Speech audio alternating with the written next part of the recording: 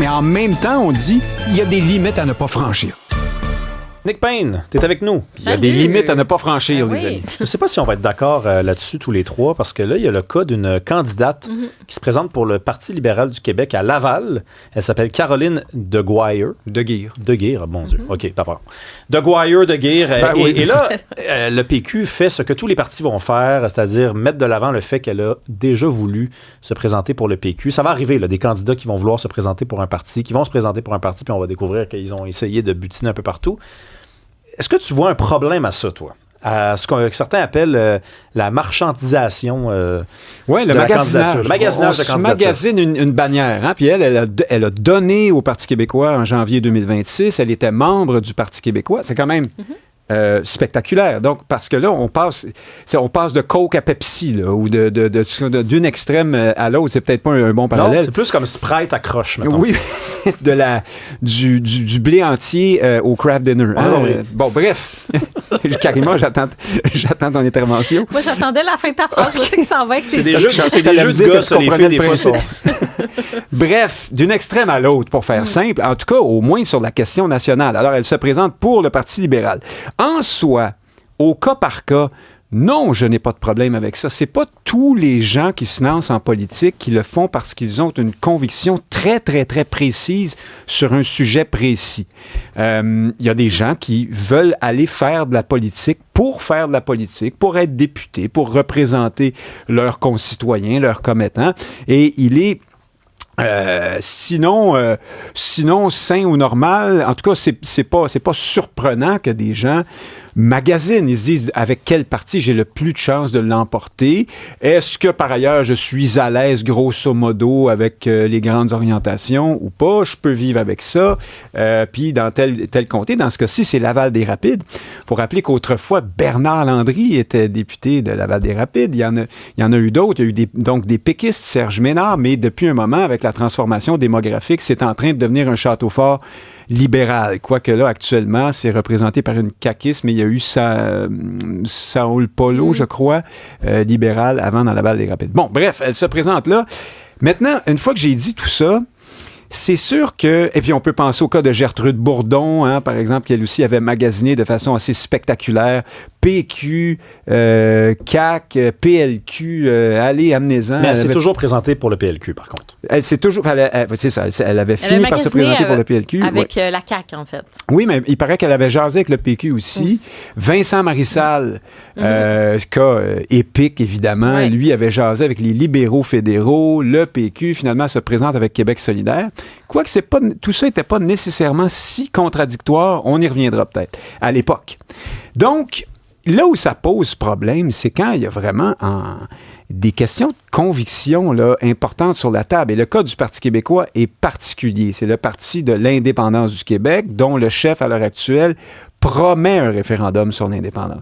Alors là, oui, c'est plus discutable. Et s'il y a un parti qui est susceptible de voir dans ses rangs des gens comme ça qui sont velléitaire, là, à l'heure actuelle, c'est le Parti québécois. Pourquoi? Parce qu'il est le candidat le plus sérieux au pouvoir. Les gens qui veulent faire de la politique pour faire de la politique risquent de regarder beaucoup de son côté.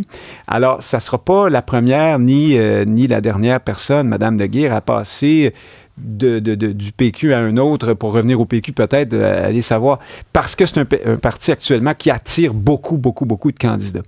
Mais indépendance. Il va falloir que cette candidate réponde à des questions là-dessus. Comment se fait-il que vous étiez membre du PQ et que soudainement vous allez dans le parti qui est frontalement opposé à son essence même? Mais tu as donné une partie de la réponse. C'est-à-dire qu'elle, puis c'est d'ailleurs déjà ce qu'elle dit, c'est je n'étais pas une... Quand je songeais à l'OPQ, c'était pas parce que j'étais une souverainiste endurcie, c'est parce que j'aimais j'aimais certaines idées. Et là, je les reconnais d'une certaine façon. Tu sais, elle pourrait dire, par exemple, qu'elle veut se lancer en politique avec un jeune chef. Et qu'elle croit à l'importance de se lancer dans un parti politique qui est représenté par la jeunesse, la nouvelle génération. Et c'est autant le cas d'un Paul Saint-Pierre Plamondon que d'un Charles Milliard. Et elle a préféré parler avec Charles Milliard. Tu comprends? C'est non seulement une explication qu'elle peut donner pour nous endormir, c'est aussi une bonne explication, d'une certaine façon. C'est une bonne explication, mais les péquistes ont quand même des questions à se poser parce que je réitère qu'un parti indépendantiste, c'est pas anodin. Et la raison pour laquelle, à part le fait qu'il est un candidat sérieux au pouvoir, la raison pour laquelle le PQ attire des gens qui sont peut-être pas toujours convaincus sur son option fondamentale, ben c'est la proposition péquiste du référendum. Le référendum permet à des gens comme ça de dire ben, je vais y aller au PQ là, parce que de toute façon, on va d'abord être un gouvernement. Il y aura plus tard un référendum. Ce ne sera qu'un mauvais moment à passer pour moi si je ne suis pas un indépendantiste convaincu. À la limite, dans le secret de l'isoloir, je vais voter pour le non quand même. Hein? Ça pourrait même aller jusque-là. En tout cas, c'est possible de dire je m'implique au PQ pour gouverner, puis de toute façon, le référendum, ils vont le perdre ou ils vont peut-être le reporter à plus tard parce que les sondages sont pas bons. J'ai une possibilité de faire de la politique ici pendant un certain nombre d'années sans trop me poser de questions sur l'objectif fondamental. Et ça, là-dessus, évidemment, c'est aux péquistes à avoir une réflexion, peut-être davantage qu'à Mme de Guire dans ce cas-ci. Oui, mais moi, je pense que tu as quand même mentionné un point important. Il y a cette idée, ça peut faire augmenter un peu ce cynisme-là, parce que les cas où ça a dérangé la population, c'est quand on a eu l'impression que, justement, c'était par calcul, tout simplement calcul politique. C'est-à-dire, évidemment, personne... Ça en est un. Personne, je veux dire, tout le monde doit faire ses calculs politiques, j'imagine, mais quand tu as l'impression que c'est que ça, que c'est pas nécessairement le citoyen, c'est pour toi. Et je suis d'accord sur l'aval des rapides. Si tu regardes la démographie, ça a changé. Ça pouvait être à une époque, tu sais, c'est ça, une circonscription qui pouvait être gagnée par des souverainistes, par des nationalistes. Donc là, c'était la CAQ. Et maintenant, ben, est-ce qu'on revient, parce que la démographie change, ça a une influence sur le vote. Et tu as mentionné Saul Polo, qui était du Parti libéral, qui a été là pendant plusieurs années jusqu'en 2022. De 2014. T'sais, exactement. Ouais. Puis là, tu as eu une espèce de flou. Tu sais, la CAQ, c'était un peu justement cette coalition. Mais ouais. là, la journée que le calcul politique, tu te dis, ben regarde, d'un point de vue démographique, la CAQ, on comprend qu'en ce moment, la marque, d'ailleurs, la marque, on l'a changée, hein, on en parlera. Oui. Christine Fréchette, c'est l'équipe Christine Fréchette. Ben, donc, tu y vas par calcul politique. Donc, moi, je pense que ça peut alimenter ce fameux cynisme. C'est pas la même chose que d'y aller. Puis peut-être aussi, c'est ça, je voulais en venir aussi, on a encore cette vision un peu, peut-être, pas romantique, mais un peu quand même. On a cet espoir comme électeur, comme citoyen. Et on sait un souhait aussi qu'il y a des gens qui s'engagent vraiment par conviction puis qu'on ne se sente pas trompé par ces personnes-là. Et ça alimente un peu ce cynisme. Bien, c'est là que la question de l'indépendance entre en jeu, parce qu'il y a eu des portes tournantes, pas seulement dans le magasinage pré-candidature, mais aussi au fil des carrières politiques entre le PLQ et la CAQ. Beaucoup qu'on pense à Gaétan Barrette, à Dominique Anglade, il y en a plusieurs autres, là, parce que ces partis-là, ben, la CAQ est une coalition, il y a une bonne part de son programme qui pourrait être celui du Parti libéral. Alors là, ça choquait moins, évidemment. Mais ici, tu parles vraiment de quelqu'un qui sort d'un parti qui dit « Moi, je veux que le Québec soit un pays indépendant », qui s'en va le lendemain matin dans le parti qui dit « Il n'en est pas question ». Ça, c'est vrai que ça peut soulever du cynisme ou des questions sur les motifs de cette personne. Mais en même temps, si pour elle, la question nationale n'est pas très importante, bon, pourquoi pas? Mais j'aimerais revenir quand même, parce que c'est habile. T'es très critique, Nick, du Parti québécois. Je te suis là, depuis des années. Puis là-dessus, c'est un choix que tu fais, là, de préférer dire « ça en dit long sur le PQ » que de dire « ça en dit long sur le PLQ ». Parce que qu'une fille se soit présentée, qu'une femme se soit présentée au Parti... Rien à voir que ce soit une femme, là, je dis juste ça de même. Là, mais qu'une candidate se présente au Parti libéral, après avoir songé être allée au Parti québécois, c'est une chose, mais puis toi, tu dis, ben, ça prouve que le PQ peut attirer des candidatures qui sont pas forcément souverainistes. Ben oui, mais ça, c'est le vrai un des éléments. Le vrai problème, c'est au Parti libéral en ce moment. C'est eux qui doivent gérer une candidate qui était souverainiste il y a quelques mois. C'est vrai, c'est vraiment ça le problème. Là. Oui, mais en même temps, ils ont un atout. Ils peuvent dire, voyez, il y a des gens qui réalisent que l'indépendance, c'est dangereux, le référendum, c'est pas le temps, puis ils viennent vers nous parce que nous, on a un meilleur programme. Bon, ils peuvent jouer ça dans les deux sens aussi. Tout le monde peut jouer son truc. C'est ça. Puis non, je veux pas jeter le blâme sur le PQ. Je dis simplement que le désarrimage entre l'indépendance et la gouvernance augmente la possibilité que des gens se présentent au PQ sans être de grands indépendantistes. Honnêtement, je suis même pas sûr que ça fait partie du champ de l'analyse. Là. C'est-à-dire, c'est comme...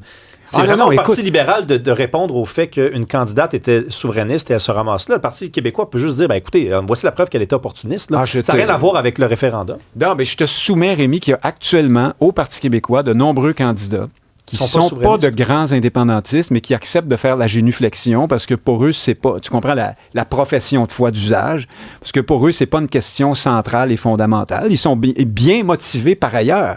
Mais évidemment, si c'était un parti qui disait, moi, je prends le pouvoir, puis demain, je fais l'indépendance, puis il n'y a pas de référendum, hein, dans un monde hypothétique, là, bon, là, probablement que ça éliminerait une part de ces candidatures-là.